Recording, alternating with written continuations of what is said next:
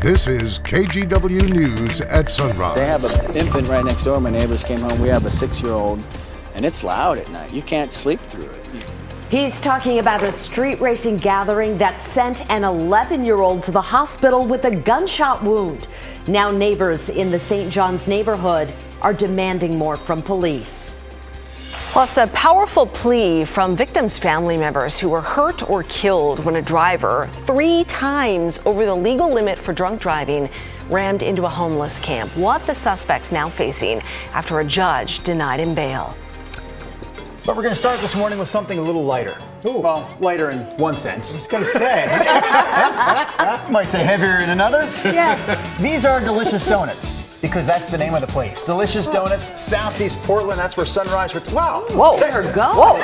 I thought maybe they sped up the video, then I remembered this is a live look. Holy cow. That is live action, real time. Eric Patterson, our Sunrise photographer, out there this morning. So we'll have more on this mom and pop donut shop, literally run by a mom and a pop, coming up a little bit later. Oh here my on gosh, Sunrise. look at all that icing. I'm in heaven. What a nice way to start the day. Good morning, everyone. It's Tuesday, March 29th. We've got great donuts, good weather today. That's what they call an action shot. Yeah. Yeah, weather should be pretty nice.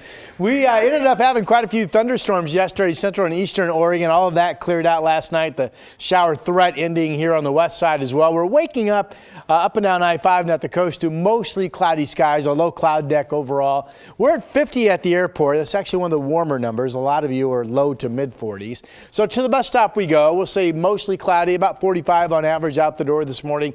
Some sun breaks, 55, increasing sun up to 64 degrees this afternoon for a nice Tuesday. Rob, thank you. We begin this morning in Portland, where illegal street racing is really taking its toll these days.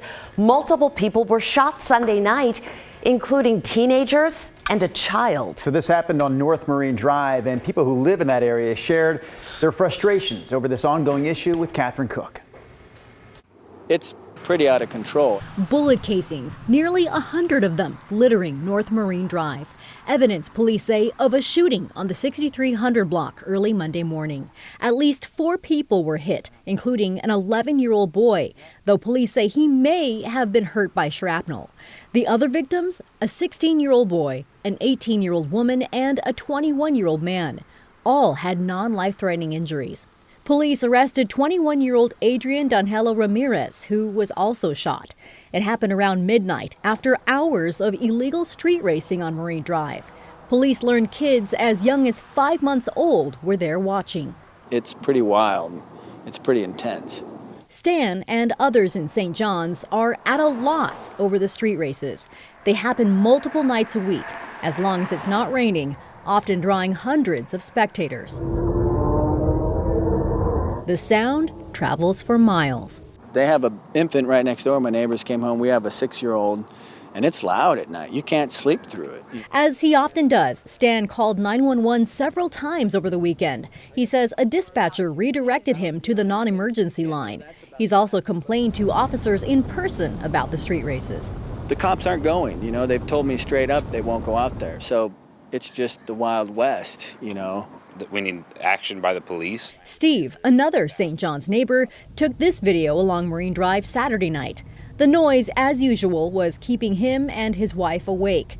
They wanted to see this for themselves. And when we drove through, we were one of the only people just passing through, and everybody else around us was street racing around us. We had a motorcycle right on our tail. I don't know if they were trying to intimidate us or what was happening, but there was cars parked in the middle of the road with no lights or flashers on, so we kind of had to make sure to maneuver around that and not hit anybody. The noise is one thing, but Steve and others believe this is the real public danger.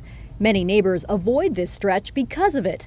Now they have another reason. The shooting kind of made it known that they were there, and hopefully the police will take more action next time rather than kind of sitting back. In a statement, Portland Police Chief Chuck Lavelle said, "We are fortunate that no one was more seriously injured or killed over the weekend. Unfortunately, these take considerable resources to address and can be hazardous for not just those involved, but innocent road users who often are affected. As a city, we must work together to hold those committing these illegal street takeovers accountable." For now, neighbors like Stan wait and listen for results. Terrible. They need to get control of it out there. Catherine Cook, KGW News. Our next story this morning comes from Northeast Portland, near the intersection of 82nd and Milton. Police are investigating a shooting there on Sunday night. It was the fourth deadly shooting near that intersection in the past 8 months. It seems to be a regular occurrence in this neighborhood. It is disheartening, the loss of life and the violence, and people not feeling safe in the neighborhood anymore. Right now, we still don't have any information about the suspect or the victim in Sunday's shooting. Police say in addition to the 4 deadly shootings near 82nd and Milton over the last 8 months, there have also been another half dozen people who have been injured by gunshots in this area of Northeast Portland, including another shooting that happened just last Friday. Also in your headlines this morning, a man from Indiana pleaded guilty to arming rioters with baseball bats during the Portland protests of 2020. Malik Muhammad is also accused of providing supplies for Molotov cocktails on at least 2 of the protest nights. And he's accused of smashing windows at several buildings. Now get this, the U.S. Attorney's Office says he would travel around to different states to take part in anti-police demonstrations. He could get 10 years in prison. 2 people are recovering after being rescued from this house fire in Hazeldale early Sunday morning. When Clark County firefighters got to the home on Northeast 80th, it was fully engulfed. A woman had to be rescued off her second-floor balcony. Her husband was helped out by a neighbor. They both suffered burns, and firefighters say are lucky to be alive. Their smoke alarm woke them up. Oregon will no longer require people to be residents of the state to make use of its Death with Dignity law. That allows people who are terminally ill to get lethal medication. A lawsuit challenged the state's residency requirement. An IDL settlement, the Oregon Health Authority and Medical Board agreed to stop enforcing it and asked the legislature to remove it from the law. And those are a few of your morning headlines. The man accused of killing 4 people after crashing into a homeless camp in Salem over the weekend will remain in jail for now. A judge denied bail after the victims' families pleaded with the court to keep him in custody. Prosecutors say he had a blood alcohol level 3 times the legal limit and was going 70 miles an hour when he lost control of his car. Christine Pitawanich was there for the arraignment. My son's not a murderer. Those are the words of a mother who just saw her son, 24-year-old Enrique Rodriguez, appear in court. He's accused of killing 4 people and injuring 2 others when police say he drove into a homeless encampment at Front and Division Streets in Salem around 2 a.m. Sunday. They say alcohol may have been a factor. I raised a good kid. I'm a single parent, and I raised good kids. Inside the courtroom, people whose loved ones were killed or hurt also spoke. I got a lot of hate and anger with some over here. The loss of 4 innocent people and the extent of my daughter's injuries, as well as others, that we do not feel that bail is warranted at this time. It was just a blur. It happened so quick. Ryan Wright was there when it happened. The terrible story told simply through these images. Tire marks on the road showing the car crossing a lane of traffic and careening into tents where people slept. I could have reached out and touched the car as it flew by. People sleeping on the streets so close to passing traffic are especially vulnerable to death or injury. In Portland, there have been several similar incidents involving drivers and houseless people near the roadway getting killed or injured. They resulted in Mayor Ted Wheeler's ban on homeless camps along busy roads.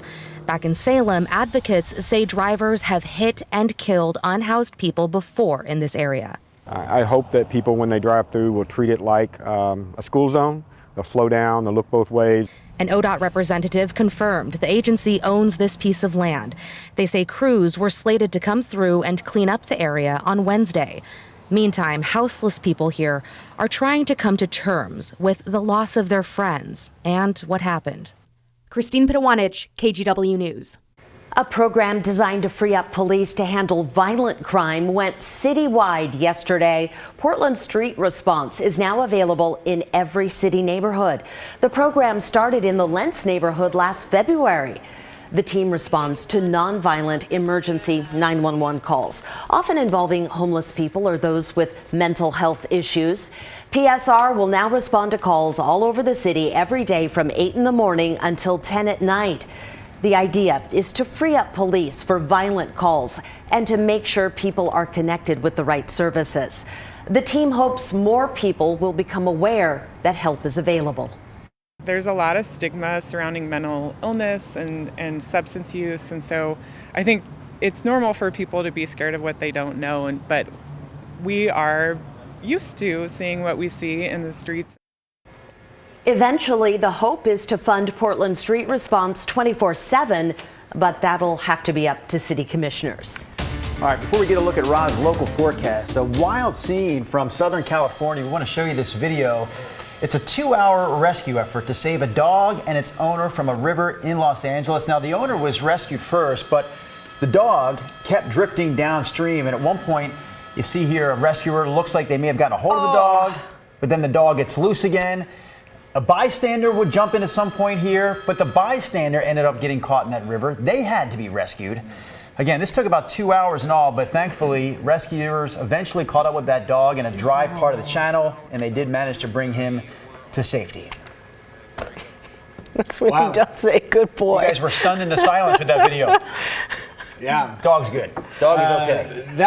That was the mother ship, the mother low, if you will, that threw the clouds our way yesterday up here to the north and triggered quite a few thunderstorms.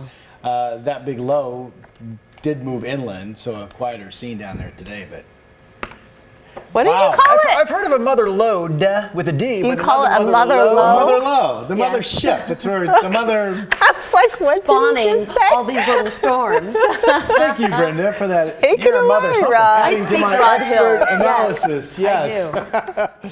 All right, we have Drew Carney. We have a junior low. This little guy out here.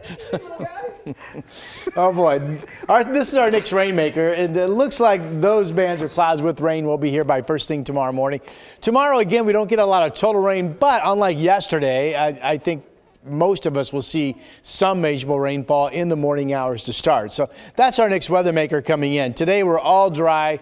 The chance of rain, the storms that we had last night east of the Cascades have all fizzled and disappeared. Early morning numbers, 37 Burns, 36 in Bend, 47 in Salem, 45 degrees in Newport. Not too bad. We will see some noticeable southwest breezes at times today, maybe 15, some gusts to 20. Most of the time just going to be gentle. You folks in the gorge will see westerlies low to 30 this afternoon. So today we see partly cloudy skies developing. Here's overnight tonight with that next system coming in. This is 2 a.m. Rain up the coast. 4 in the morning. The first wave of rain potentially hitting I-5. And then here's the widespread, what I think will be at least some measurable rainfall for all of us tomorrow morning at 7 a.m. That's when most of the rain falls. Then we get later in the day, it's some spotty shower chances, and maybe you'll find a shower, maybe you won't. All right, so back to today where it's just mostly cloudy to partly sunny. Temperatures at least hitting 60 at your house and maybe getting up to 64 in some spots. This shows Vancouver at 64 degrees. Same temperature in Portland. Tomorrow, only 58. Cooler weather coming in. Snow level tomorrow about 4,000 feet in the Cascades. Still in the 50s Thursday, but dry. 50s Friday, a little bit of rain, not much. Maybe you don't get any at your place. But Sunday, late day into Monday morning into Tuesday, we could have a big inch of rain. Wait for it. The mother low would actually be up here where we live. That's the start. Ooh, the mother low coming into town. A big inch. Watch out. Thank you, Rod. What are these terms? Okay, coming up, a local teen with cancer got a big surprise this weekend, and it's all thanks to his family, a mentor, and the Blazers. Coming up in 2 minutes, how people are coming together to celebrate Thomas.